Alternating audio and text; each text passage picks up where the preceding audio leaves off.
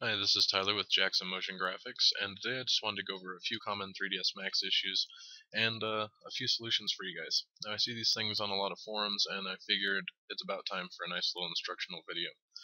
So let's jump right into this. The first problem that a lot of people seem to have is that their manipulation gizmo just seems to disappear randomly. So I'm going to go ahead and create this box here and see if I can't recreate that issue for you. So the problem is that 3ds Max has this built-in ability to hide the manipulation gizmo in times when you might need to use it for something. This is actually hotkeyed to the letter X on the keyboard and is really easy to hit by mistake. Now, a lot of people that are new with 3ds Max tend to hit this and then freak out because they think that all hope is lost. So I just wanted to let you know that correcting this is probably the easiest thing in 3ds Max to correct. You simply hit X on the keyboard and you're good to go. So that's issue 1. Issue 2 that people seem to have a lot would be that Control S activates soft selection mode instead of saving, even whenever it's not set up in the keybinds. So this issue seems to occur whenever you apply an edit poly modifier to your mesh. And only when this happens. I'm not exactly sure why 3ds Max has this enabled at all. I don't know how to turn it off. All I know is that if you want to get rid of this issue, you can delete the edit poly modifier or you can collapse it to the stack.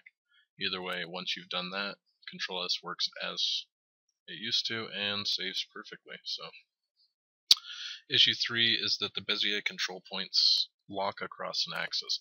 This isn't so much of an issue as it is it's kind of frustrating, I guess. So I'm just going to draw out a quick line here so I can demonstrate this to you in case you've never actually experienced this issue. 3ds Max, I believe this is actually a feature, and it's actually pretty easy to cycle through the different modes, but it can be frustrating. I'm going to convert this to a Bezier corner so I can control both independently, but you'll notice that I can now move this only across one axis, the x-axis, and I have to actually click on Y to move it across the y-axis. And yeah, you can click on both and move it across both, but that's kind of frustrating. So I think it's actually easier just to hit the F8 key, which will cycle you through the different modes, and you can actually see that on the gizmo. Now the gizmo can actually get in the way whenever you're trying to control your points, so the first problem that you had was the manipulation gizmo has disappeared. Well, pressing X makes it disappear and gets it out of the way when you're controlling Bezier control points. And as you can see, when you press F8, it cycles through the different modes. The X-axis will light up, the Y-axis will light up, both will light up, meaning both are selected. This only happens when the gizmo is activated. When the gizmo isn't activated, it lights up across the X, or it lights up across both. It's basically whichever one was selected last. So that's an easy way to get through that. I believe that's actually a feature that was added to 3ds Max for some fine point control, but like I said, it can be frustrating if you're just trying to do a quick manipulation of your Bezier control points, and that seems to be the default state of that. So I'm just going to demonstrate real quick how that axis, how the control gizmo can actually get in the way of your Bezier points. So just press X to hide that. Really simple.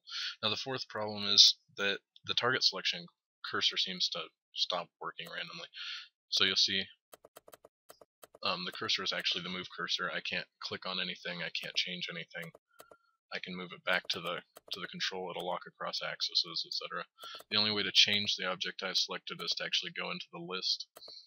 So that's really frustrating, and once again, this is actually a function of 3ds Max that can be activated by pressing the space key. Why they made it the space key, I don't know. It's very easy to hit on accident.